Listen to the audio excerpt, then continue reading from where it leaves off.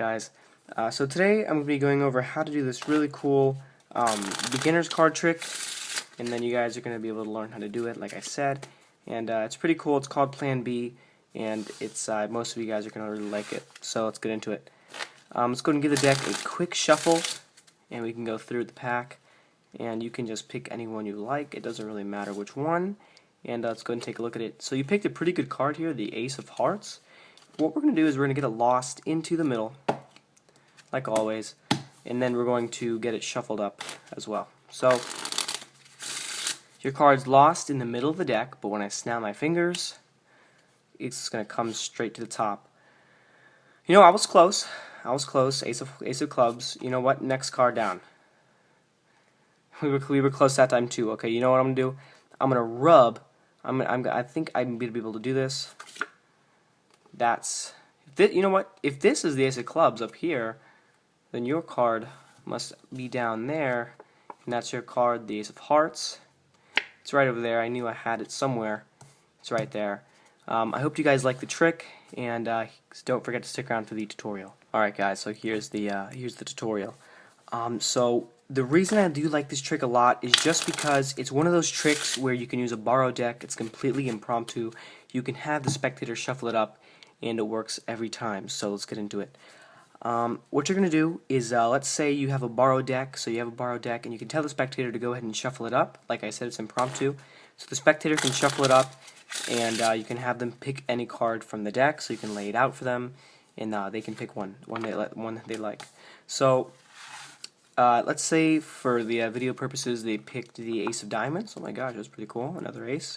So what you're going to do from here is you're going to go ahead and take the card, you're going to put it in the middle, but you're going to control it to the top any way you like.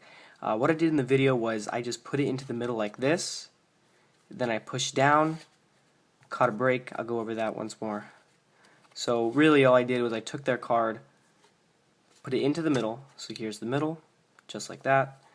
I pushed down, and at the same time I pushed inward, causing the deck to catch a break.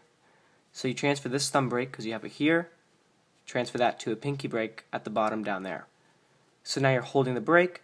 You take half the cards from above the break, which is right here, place those cards on the table, take the rest of the cards on top of the break, put that on top, take the rest of the cards, put that on top as the other cards, and their card is now going to be on top of the deck.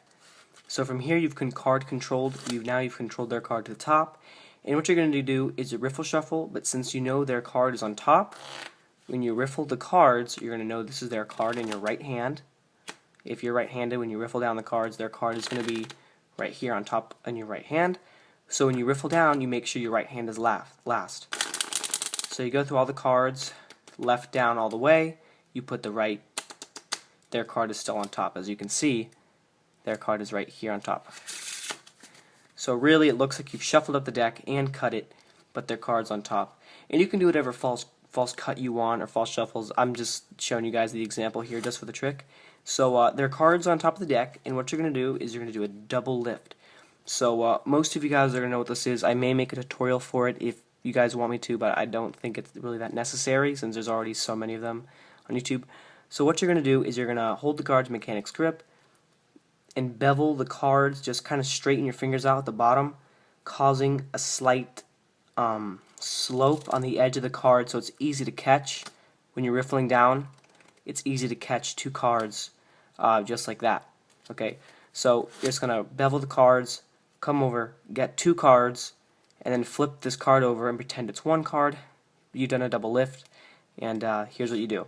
So now that you know what the double lift is, all you're going to do is you're going to say this. You're going to say, you know what, I've shuffled up the deck, but when I snap my fingers, and now you can do your double lift, you're going to say, look, your card is on top of the deck, and you say, wait, this wasn't your card. You know what, let's try one more time. So you flip the double over. You just do the same thing. If you just flip the double over, and you're going to place that card, but you're not going to say anything. You don't want to really mention that card. That card's just going to be off to the side. So you do your double lift, you put the card down, and then you go right in for the next double lift. Don't really mention this card at all. And you're going to say, you know what, it's got to be the next one down. So you do your double lift again, and from here you're going to say, well, you know what, okay, I have one more try. What if I can rub the card off? In here, it's called the paintbrush color change. If you're a really beginner, you can just flip the double over. If you're a really beginner, you can just flip the double over and say, you know what, I think this is your card, and then you can show the spectators the card here. But if you want to do something a little bit more flashy, what you're going to do is you're going to get the double. So you have the double in the pinky break. So let's say you were in this position and you did your double lift. You can just get the pinky break when you come back again like that. So just make sure you get a break underneath those cards, and you're going to say, you know what, I can rub this card off. So what you're going to do is when you flip the card like this, you're going to pinch here on the sides of the card. You're going to pinch, and you're going to lay the face down on the deck. And now you can do this a couple of times. I've seen people do this, and then they do the change. But I just did it one time for a quick motion, just like a snap change kind of. So this is the thing. You're gonna this is what the motion's gonna look like. You're gonna push down with your thumb, so that you're holding the cards in this grip, and when your hands are like this, when your hands are right here in this position, you're gonna push down with your thumb and leave this 9 of clubs on top of the deck, like that. One more time. Have the cards here. You're gonna push down with your thumb, so you're separating the 9 and the card below it. Here's where you push off with your thumb. Leave the 9 there, come back, and now it looks like it's really changed. It's kind of cool when you do a real fast motion. And you can say, you know what, now it's the queen, but you know what's weird? If this is the queen on top of the deck, then over here must be your card. And it's really, really cool. The spectators they're really not going to see it coming. And I really hope this trick works out for you guys. And thanks for watching.